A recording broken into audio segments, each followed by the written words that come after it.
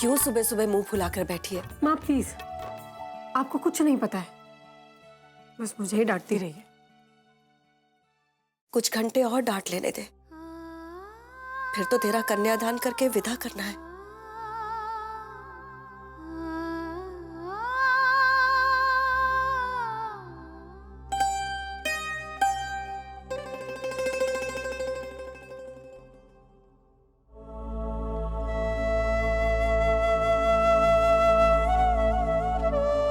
जल्दी से तैयार करना, कितने काम पड़े हैं।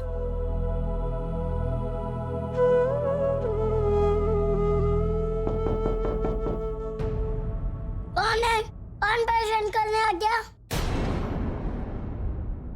मैं गायत्री सिंधिया। कौन गई थी सिंधिया? मोटी दादी। ऐसे नहीं कहते बेटा, दादी है। 5 मिनट रुको, मैं कपड़े पहन लूं। बेटा बड़ों से ऐसे बात नहीं करते। आप दरवाजा खोलेंगे तो मैं कपड़े नहीं पहनूंगा।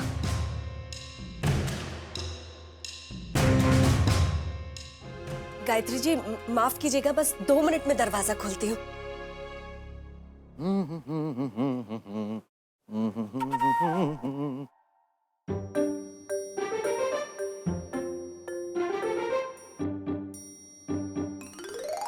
ओहो समदन जी,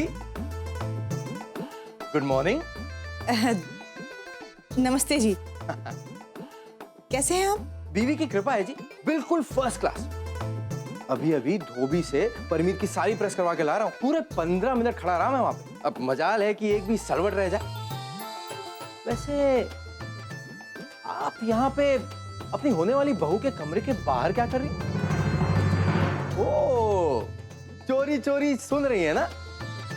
कहीं आपकी होने वाली बहू आपकी बुराई तो नहीं कर रही? अच्छा मैं चलता हूं, वरना बीवी नाराज हो जाएगी। हाँ?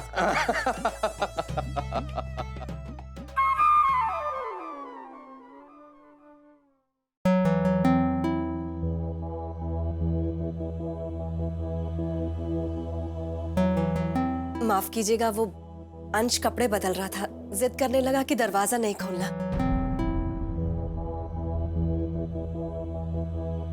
कोई बात नहीं। आइए आइए ना, आइए। शोभा जी, मुझे आपसे और अर्पिता से कुछ बात करनी है। मैं ये कहने आई थी कि अर्पिता का कन्यादान अर्पिता के माता पिता करेंगे।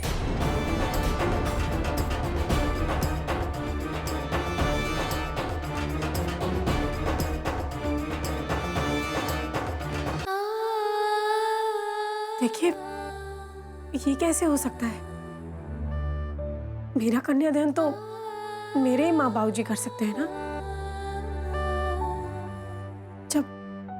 जब सबने मेरा साथ छोड़ दिया था ना, तब माँ बाबूजी खड़े थे मेरे साथ। माफ कीजिएगा, पर आप इनसे ये हक नहीं छीन सकती।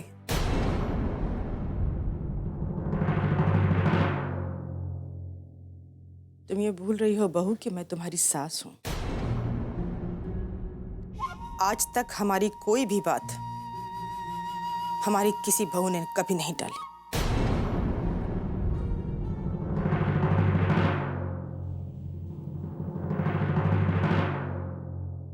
देखिए शोभा जी, आपसे जो बात कहने आई थी मैंने कह दी।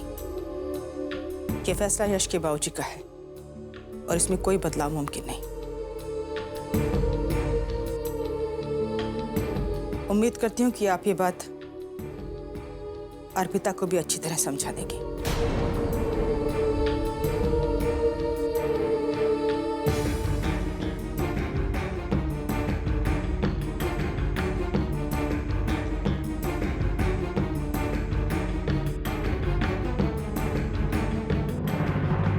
माँ क्यों रोका आपने मुझे? ये क्या जबरदस्ती है माँ? वो कुछ भी बोलेंगे और हम मानते जाएंगे क्या? माँ, कन्यादान करने का हक केवल आप और बाबूजी का है। अरे अगर ये हल्दी और ये मेहंदी रची है ना मेरे हाथों में, तो केवल आपके कारण। और यह हक आपसे कोई नहीं छीन सकता। अगर ये शादी हुई तो मेरा कन्यादान केवल आप और बाबूजी ही करेंगे। और आप तो हमेशा सच का साथ देती है ना, फिर आज क्यों चुप रही माँ? बोलिए। ठीक कहा तूने। शायद डर और भय ने मुझे अब तक चुप रहने पर मजबूर किया, लेकिन अब मैं चुप नहीं रहूंगी। नहीं सहेगी मेरी बेटी और कोई अन्याय। तू चल मेरे साथ।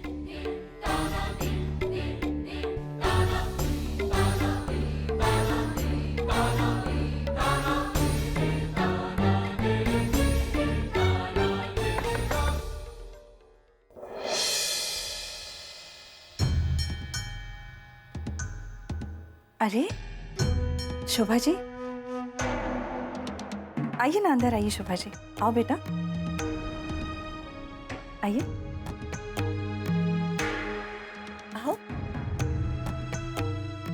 अरे वाह, दिखाओ। तुम्हारे हाथों की मेहंदी कितनी सुंदर अच्छी है।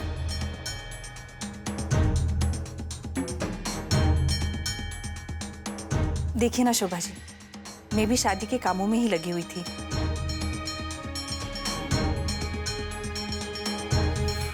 कन्यादान जो करना है हमारी अर्पिता का।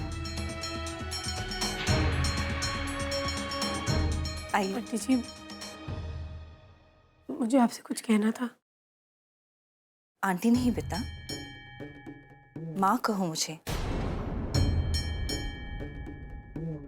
बोलो, क्या कहना चाहती थी?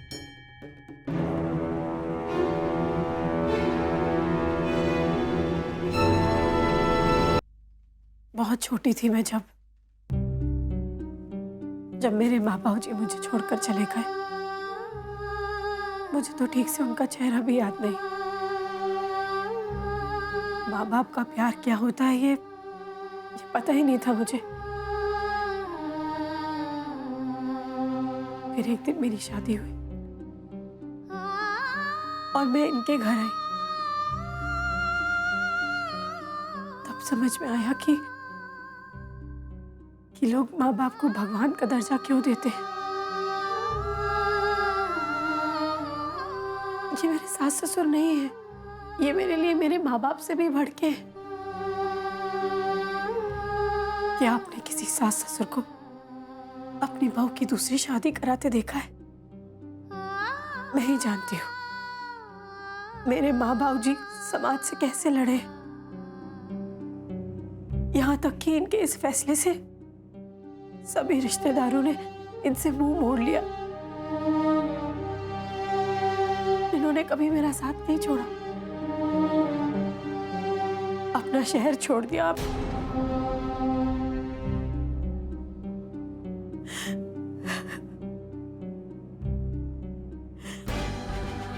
मेरी आपसे हाथ जोड़कर विनती है, मेरे माँ बाबू जी से कन्यादान का अधिकार मत छीनिए। मैं आपका एहसान जिंदगी भर नहीं भूलूंगी।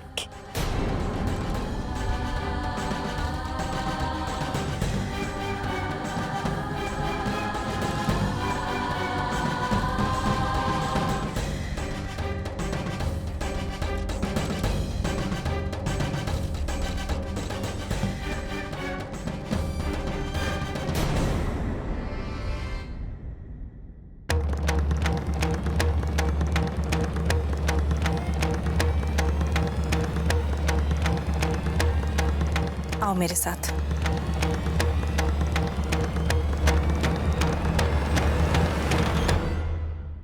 आप चिंता मत कीजिए जी, मैंने नई अर्पिता से साफ साफ कह दिया है,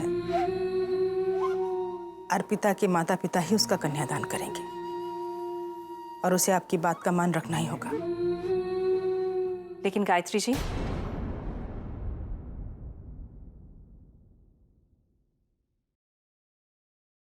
अर्पिता ये नहीं चाहती